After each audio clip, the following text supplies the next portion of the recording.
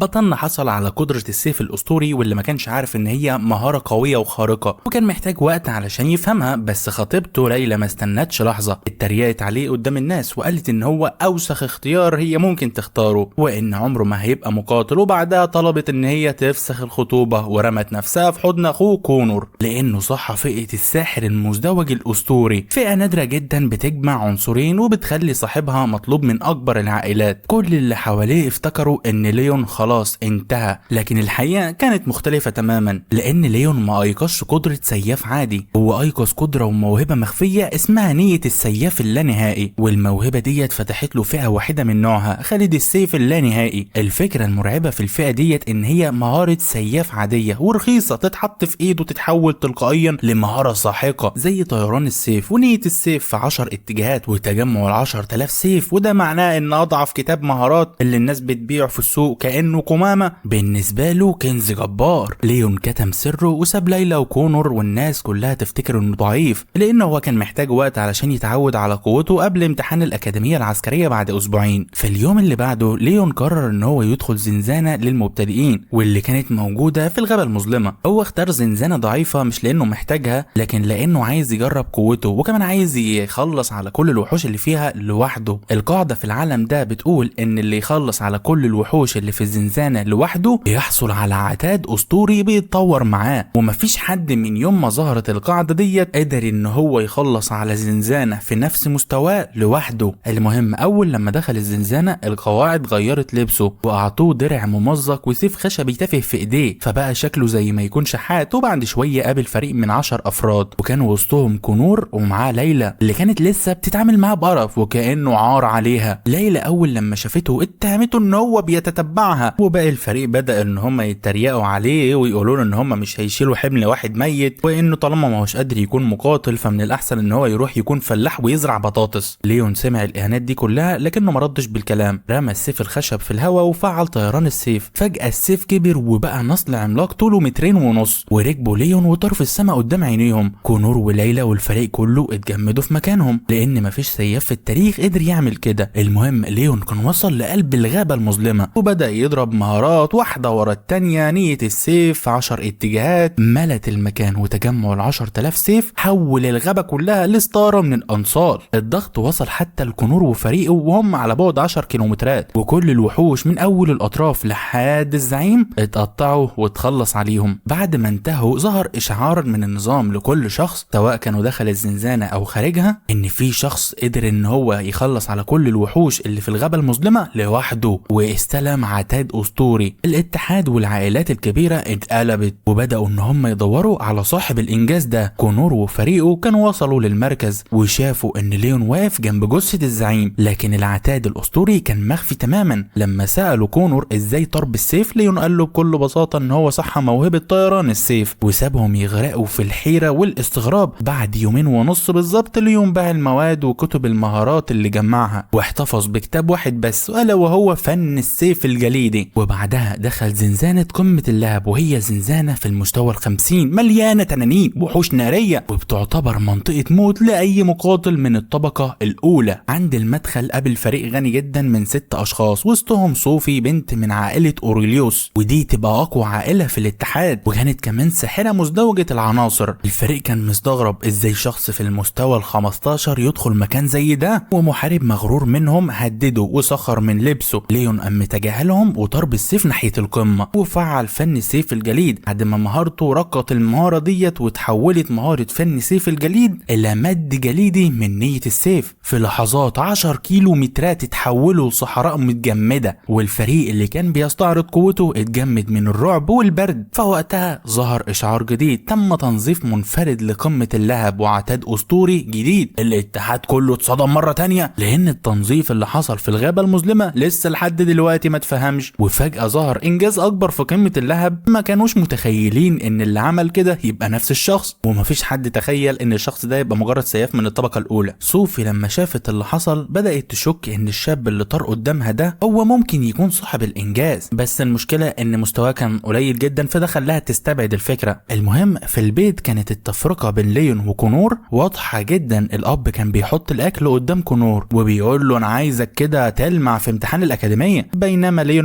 واتساب على جنب. الام حاولت تحط له قطعة من اللحمة بس الاب شخط فيها كده، اتعصب وقال لها ان كونور محتاج الاهتمام. فليون قال له ان هو كمان هيدخل الامتحان، بس الاب فضل يسخر منه واتهمه ان هو رايح يفضح العيلة. فليون فقد صبره ورد بعصبية، وبعدها راح داخل غرفته وعمال بيسمعهم بيتكلموا عن ترتيب خطوبة كونور وليلى بعد ما يدخلوا الأكاديمية. الكلام والأحاسيس اللي ليون بيسمعهم ده كسره، لأن ليلى كانت خطيبته، بس دلوقتي أبوه نفسه راضي إن هي تبقى الكونور. المهم بنشوف بعد كده في يوم الامتحان كل الطلاب اتجمعوا قدام الأكاديمية. صوفي شافت ليون وعرفت إن هو أخو كونور، وليلى ظهرت ماسكة درع كونور وبدأت إن هي تستفزه تاني. في المنطقة بتاعة التسجيل المدرب لما جه وشاف فئته ومستواه قال له إن الرسوم 3000 قطعة ذهبية، وكأنه بيطرده بطريقة مهذبة، لكن ليون على عكس المتوقع دفع على طول. صوفي كانت لاحظت ده لأنها عارفة إن المبلغ كبير جدا على شخص عادي. المهم الاختبار كان زنزانة وهمية في المستوى ال30. في خلال 5 ساعات من 300 شخص قدم على الاختبار ده 12 بس اللي نجحوا. كونور دخل وقدم أداء ممتاز بفضل فئته المزدوجة وهزم الزعيم بسرعة، فالجمهور وكل الناس بدأوا إن هم يباركوا له. بس لما جه دور ليون الأغلب فضل يضحك عليه بسبب إن هو سياف من المستوى 18. بس ليون لما دخل الزنزانة الوهمية بعد لحظات الصورة اتشوشت عليه، وبعد كده ظهر ضوء ضخم وانفجار مسح الزنزانة الوهمية كلها. لما الوهم ده اختفى كان ليون واقف في نص الساحة وايديه ورا ظهره، وده خلى الجمهور يتجنن. المدربين نفسهم ما فهموش ازاي سياف قدر يدمر الزنزانة بالسهولة والبساطة دي. هنا كونور حس بالاحباط لان سرعته اتكسرت قدام اخوه، وهنا ليلى بدأت تشك ان قرارها كان كارثي، وده كمان خلى صوفي بدأت ان هي تصدق ان ليون هو صاحب الانجاز بتاع قمة اللهب. المهم بعد اعلان النجاح ليون استخدم مهارة طيران السيف وهرب قبل ما الصحافة تجري وراه، لانه مش عايز شهرته تظهر بدري علشان ده هيسبب له وجع دماغ. المهم بعد الامتحان ليون بدأ يراجع الغنائم بتاعته، لان هو معاه آلاف القطع البنفسجية وقطع وادوات زرقاء و9 قطع خضراء وقطعتين برتقانيتين اسطوريتين. الاول قوس الظلام، سلاح اسطوري بيمتلك قوة وسرعة وضربة حرجة. بالنسبة للسلاح التاني كان سيف ملك اللهب واللي هو المناسب لفئته. السيف الناري ده بيعطي ضرر مع الوقت. ليون هنا قرر يبيع قوس الظلام لان القوس مش مناسب لسياف. لما رجع البيت شاف العيلة بتتفرج على خبر صاحب لقب سيد السيف اللي مسح قمة اللهب. الاب وكونور كانوا منبهرين بالشخص ده من غير ما يعرفوا ان الشخص ده قاعد قدامهم اصلا. المهم لما ليون قال ان هو نجح في الامتحان الاب اتهمه بالغش، وكونور ما دافعش عنه رغم ان هو شاف اللي حصل. فهنا ليون زهق منهم وزهق من غباء ابوه وجحود اخوه فقرر يسيب البيت. المهم كونور اعلن ان عيلة اوروليوس مضت معاه عقد واعطوه فيلا. الاب طبعا طار من الفرحة. لما ليون رفض ان هو يروح معاهم ابوه قال له خلاص مفيش مشكلة، وقال له تقدر ان انت تعيش في البيت القديم وتنظفه. في اليوم اللي بعد كده ليون راح منطقة التسوق الفاخرة علشان يبيع قوس الظلام بتاعه، وهناك قابل واحدة اسمها روبي واللي بتكون مديرة المكان. وكانت في البداية شايفاه شاب فقير كحيان داخل يتفرج على المكان وما يشتريش حاجة، لكنه لما قال ان هو معاه عتاد اسطوري معاملتها اتغيرت فورا. والمعلم ده في غرفة كبار العملاء اخرج قوس الظلام الاسطوري بتاعه وقال ان هو بيبيعه بالنيابة عن شخص تاني، وبعدها اخرج كومة من العتاد والاسلحة النادرة. وقتها روبي فهمت ان الصفقة دي بملايين. بنشوف بعد كده قبل المزاد ليون كان قابل شخص اسمه مارفن. مارفن ده كان صاحبه زمان قبل ما يخونه ويوقعه في مشاكل علشان يرضي احد العائلات الغنية، وبرضه كان سبب خراب علاقته بحبيبته القديمة موانا. دلوقتي مارفن بقى شكله ناجح لانه متعلق بعيلة غنية وجاي يعرض على ليون يشتغل عنده بمرتب 1,000,000 قطعة ذهبية، وده طبعا مش ببلاش، مفيش حاجة ببلاش. قال له في المقابل انت هتروح تقف قدام موانا وتقول لها انك انت ما بتحبهاش وما تستحقهاش، ده علشان واحد غني اسمه لوكاس يكسبها ويخليها تحبه ويتجوزها. ليون طبعا رفض واحتقره. بعدها عرف ان مارفن داخل هو كمان المزاد وبيمثل عيلة لي وعايز يشتري قوس الظلام بأي سعر. فليون قرر ان هو يستغل ده، لان لما السعر وقف عند 15 مليون دخل هو نفسه ورفع السعر ل 19 مليون ونص. فروبي خافت ان هو يلبس في القوس بتاعه ومحدش يشتريه، وده طبعا هيخليه ان هو ما يكسبش حاجة، ده بالعكس هو هيخسر وهيدفع للمزاد العمولة بتاعته. لكن ليون راهن ان مارفن لازم يزايد في اخر ثانية، وبالفعل مارفن رفع السعر ل 20 مليون. ده طبعا وهو قلبه عمال بيحرقه لانه جزء كبير من فلوسه الشخصية هتضيع بعد المزاد ده. المهم يعني في النهاية مجموع بيع العتاد والقوس وبقية الاسلحة اللي ليون باعهم وصل سعرهم ل 31 مليون و450 قطعة ذهبية. ليون استخدم جزء من الفلوس ديت واشترى مهارة نادرة اسمها فن سيف التدمير. بفضل مهارة التحويل اللي بيمتلكها اتحولت المهارة ديت الى مهارة رقصة عفريت السيف، وهي قدرة بترفع قوته 200% لمدة قصيرة، وممكن تتطور في المستقبل بعد كده الاضعاف اكتر. بعدها اشترى فيلا ب10 مليون قطعة ذهبية، وحاول يكلم امه علشان يقول لها، لكنه سمع ابوه في الخلفية عمال بيشتم فيه لانه مجاش عشان يساعدهم في النقل، فقرر يخبي الموضوع ده عليهم وقال لامه ان هو لقى مكان يشتغل فيه بسكن واكل لمدة 2.5 سنين. بعد المكالمة ديت وقف في فيلته الفاضية وحس ان عيلته بعيدة عنه فعلا، فلازما يركز بعد كده على هدفه. لازما يوصل الطبقة الرابعة في 3 شهور علشان يدخل المرحلة الجاية من اختبار الأكاديمية، خصوصا ان كونور ولوكاس ومونى هيكونوا في نفس السباق. المهم بعد كده بنشوف ليون رايح زنزانة غابة الأشباح، وهي زنزانة من الطبقة التانية لكن مركزها بيتحول لخطورة الطبقة التالتة. المسؤول اللي عند البوابة حذره وقال له انه ضعيف وهيبقى طعم للوحوش، لكن ليون رفض لانه محتاج عنصر اسمه قلب السيف. المشكلة ان القاعدة هنا بتجبر الدخول بفريق مكون من 5 اشخاص على الاقل، فالمسؤول قرر ان هو يضمه لاحد الفرق القوية علشان يقدر ان هو يدخل. بس الفريق اللي هو دخله فضل يسخر منه ويتريقوا عليه بسبب مستواه لانه في المستوى ال20 في الطبقة التانية، وقرروا يدخلوه معاهم بس بعد كده يسيبوه. وبالفعل اول لما دخلوا مشوا في اتجاه وكانت نيتهم ان هم يسيبوا ليون، بس ليون اصلا قرر ان هو يستغل الموقف ده وراح سايبهم وطاير بفن السيف بتاعه بعيد، لانه طبعا بيحب القتال لوحده وكده كده ما كانش هيستفيد بيهم حاجه. المهم بعد 2.5 ساعات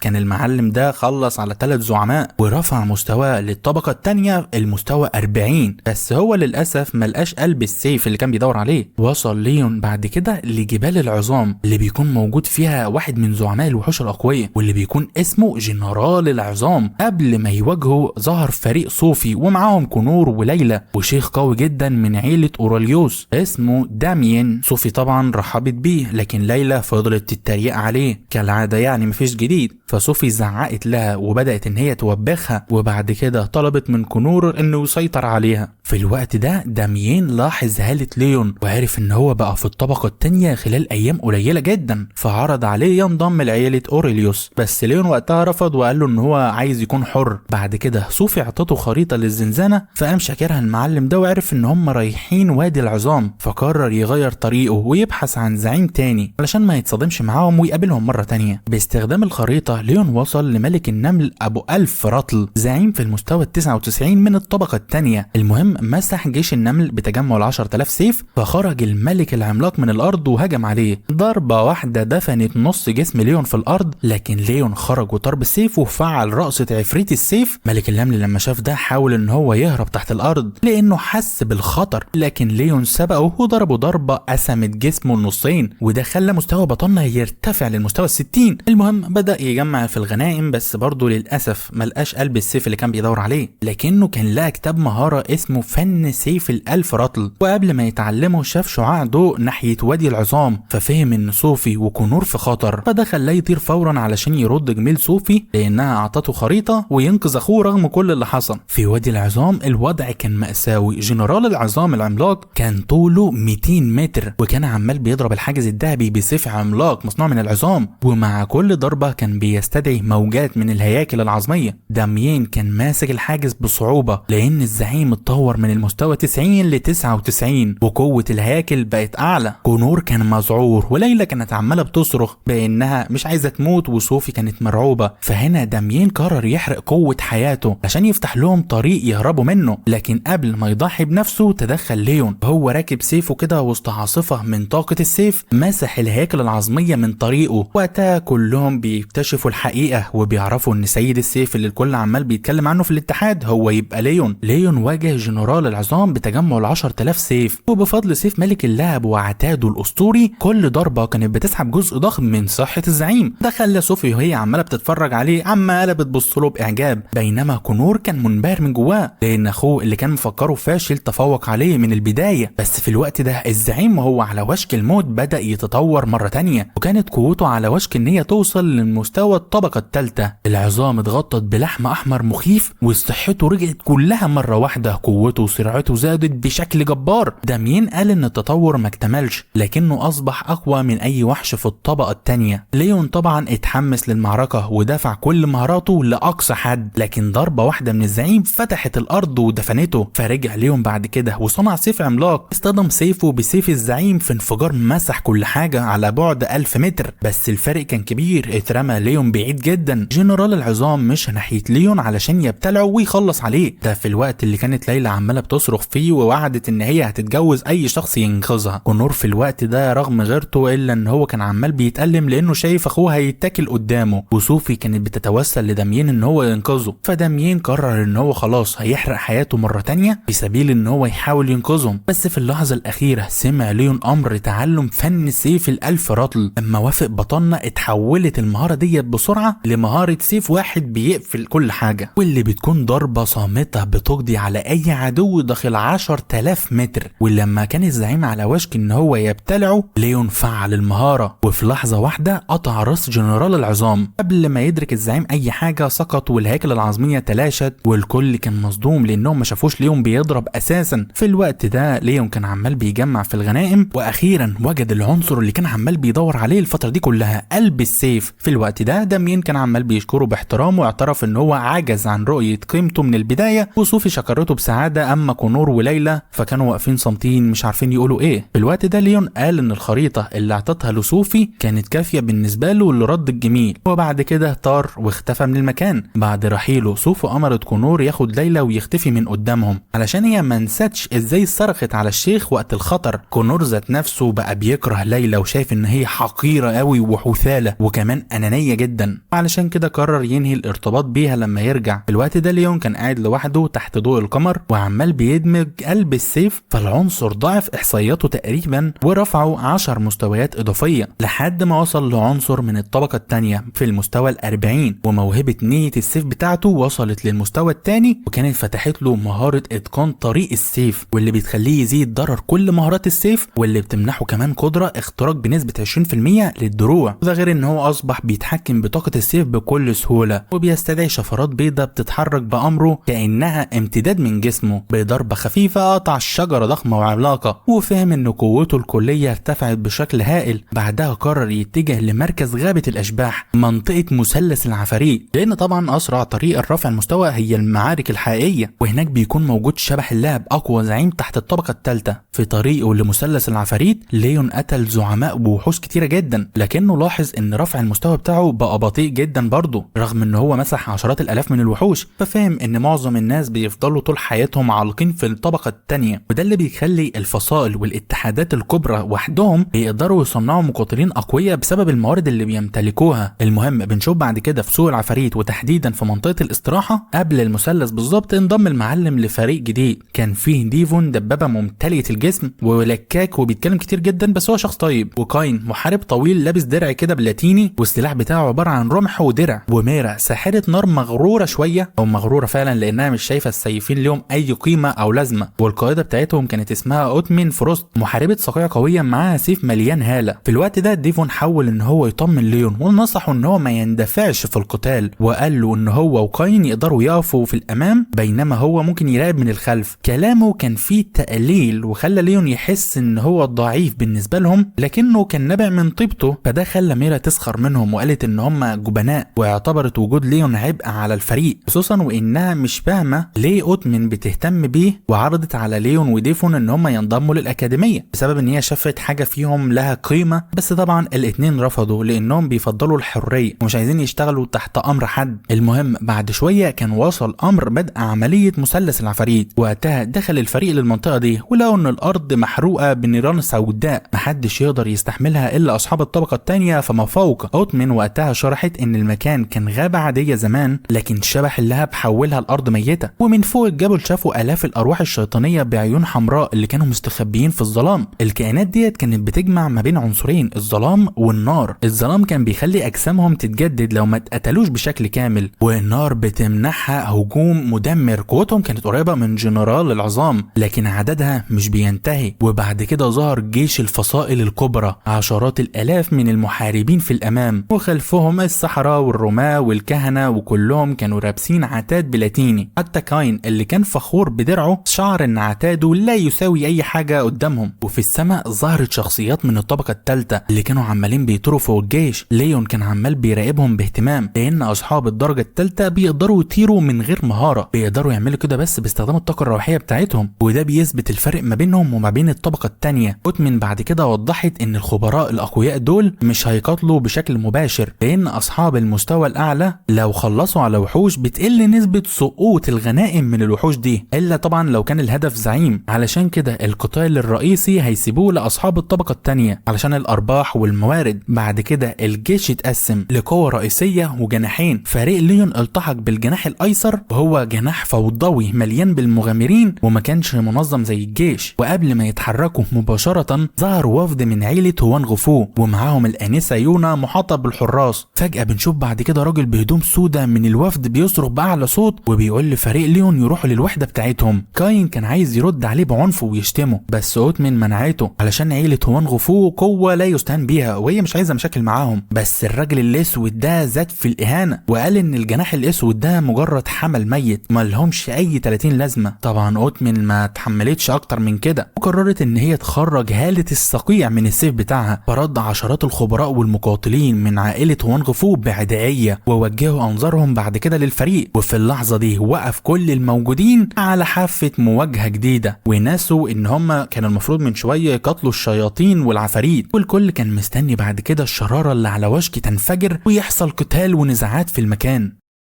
وبس عزيزي المشاهد، لأننا نكون وصلنا لنهاية الفيديو والجزء الأول من حكاية ليون سيد السيف. فما تنساش يا معلم تشترك في القناة وتفعل زر الجرس وتستنى الفيديوهات الجاية والأجزاء الجاية من القصص دي أو غيرها، وأشوفكم في فيديو جديد. في أمان الله.